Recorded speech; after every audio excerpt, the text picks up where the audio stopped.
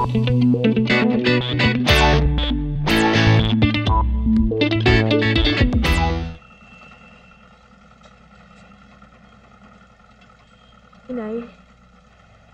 aalis po muna ako. Sana naman ba punta mo? Abay, pwede ba mag-usap muna tayo ng masinsinan? Ano ba ang plano mo? Ngayong nasa Japan ang asawa mo. Maghahanap po ako ng trabaho. Trabaho? Naku, kung tinutulungan mo na lang ba naman ako sa pagtitinda ko ng mga cosmetics, o kaya ay mag-aaral ka man eh.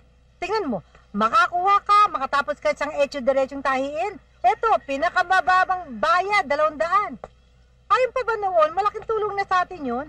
Saka isa pa, mapipirmi ka ng bahay.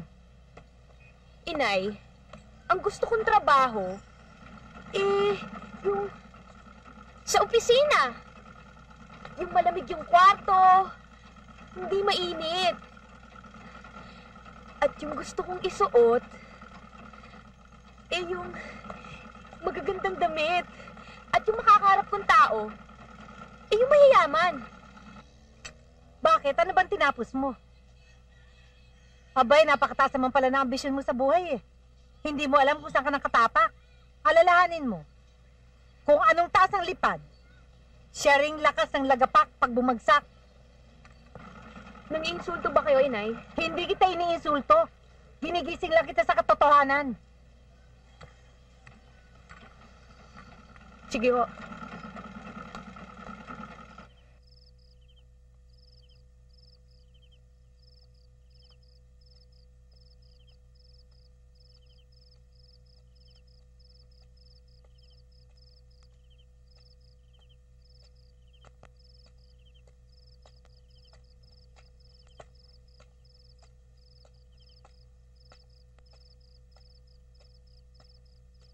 Ako si Eva Scanio. 21 taong gulang. Taga-Pulong Bato. At wala pang asawa. Ako si Architect Sunny Chua. Isa ako sa pinakatanyag na arkitekto sa buong Pilipinas. Anong maipaglilingkod ko sa iyo? Kailangan ko ng trabaho. Hanggang saan ang kaya mong gawin? Pwede mo ako maging personal secretary. Masarap ako magtimpla ng kape. At pag napapagod ka, mamasahin kita. Kahit ano.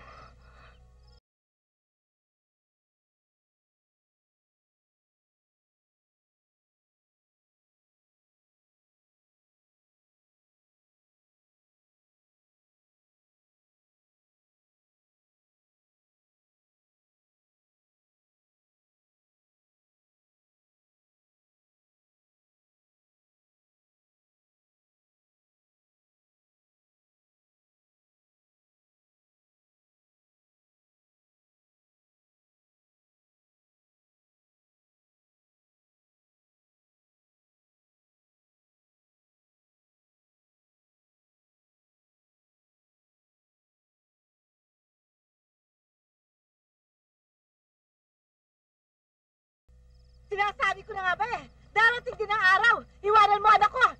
Kawawa naman si Arthur. Kung kailan siya nagpursige mo trabaho sa Japan, tapos lalagyan mo lang ng ipot sa ulo. Walang iya ka, babae ka. Akala mo siguro, hindi ko alam ang sinabi ni Tulo.